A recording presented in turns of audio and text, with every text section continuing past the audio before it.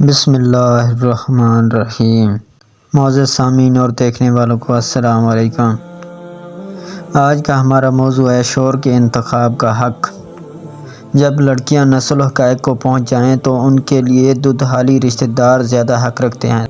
سید رضی کہتے ہیں کہ نسل حقائق کی جگہ نسل حقاق بھی وارد ہوا ہے۔ نس چیزوں کی انتہا اور ان کی آخر حد کو کہتے ہیں، جیسے چوپائے کی وہ انتہائی رفتار کہ جو وہ دوڑ سکتا ہے نس کہلاتی ہے،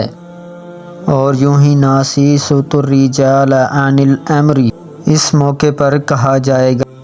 جب کسی شخص سے پوری طرح پوچھ گچھ کرنے کے بعد اس سے سب کچھ اگلوا لیا ہو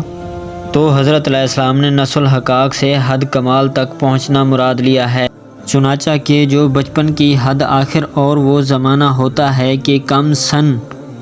کم سنی کی حدود سے نکل کر بڑوں کی صف میں داخل ہوتا ہے، اور یہ بلوغ کے لیے نہایت فصیح اور بہت عجیب کنایہ ہے۔ حضرت علیہ السلام یہ کہنا چاہتے ہیں کہ جب لڑکیاں اس حد تک پہنچ جائیں تو دودھالی رشتہ دار جبکہ وہ محرم بھی ہوں، جیسے بھائی اور چچا، وہ ان کا رشتہ کہیں کرنا چاہیں تو وہ ان کی ماں سے زیادہ رشتے کے انتخاب کا حق رکھتے ہیں، اور حقاق سے لڑکی کی ماں کا دودھالی رشتہ داروں سے جھگڑنا مراد ہے، اور ہر ایک کا اپنے کو دوسرے سے زیادہ حقدار ثابت کرنا ہے، اور اسی سے حقاقتا حقاقاً بروزن جادلتا جدالہ ہے، یعنی میں نے اس سے لڑائی جھگڑا کیا۔ اور یہ بھی کہا گیا ہے نسل حقاق سے مراد بلوغ عقل اور حد رشد الکمال تک پہنچنا ہے، کیونکہ حضرت علیہ السلام نے وہ زمانہ مراد لیا ہے کہ جس نے نسل حقائق کی روایت کی ہے، اس نے حقائق کو حقیقت کی جمع لیا ہے۔ یہ مفاد ہے اس کا جو ابو عبیدہ قاسم ابن سلام نے کہا ہے، مگر میرے خیال میں اس کا مقام پر نسل حقاق سے مراد یہ ہے کہ لڑکیاں اس حد تک پہنچ جائیں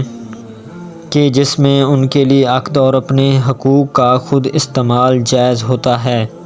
اس طرح اسے 7 سالہ اونٹنیوں سے تشبیہ دی گئی ہے، اور حقاق حق اور حقتا کی جمع ہے۔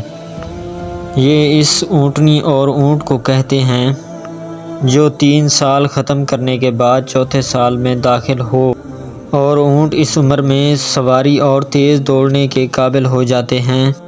اور حقاق حقہ کی جمع ہے۔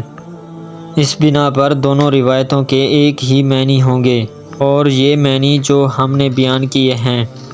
پہلے معنی زیادہ اسلوب کلام عرب سے میل کھاتے ہیں۔